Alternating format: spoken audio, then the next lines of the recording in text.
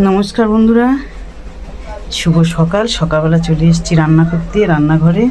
চলো কি রান্না করছি না করছি দেখতে থাকো।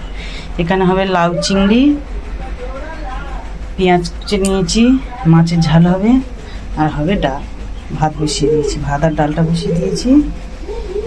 মাছে আলু দেবো না, মাছটা হবে ঝাল, আর চিংড়ি মাছটা দিয়ে হবে লাউ, পুঁই শাক আর আলু, মানে ডাল দিয়ে খাওয়ার জন্য। চিংড়িটা কিন্তু বড় বড়। তো চলো,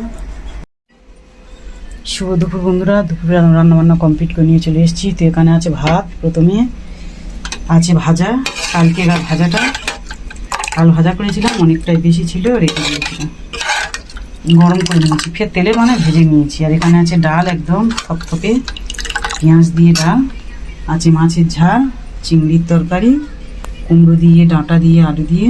আর এখানে আছে কালকে একটু ডিম ফুল দিয়ে তরকারি করেছিলাম, সেটা একটু রয়ে গেছিলো, ফ্রিজ থেকে বের করে গরম করি না।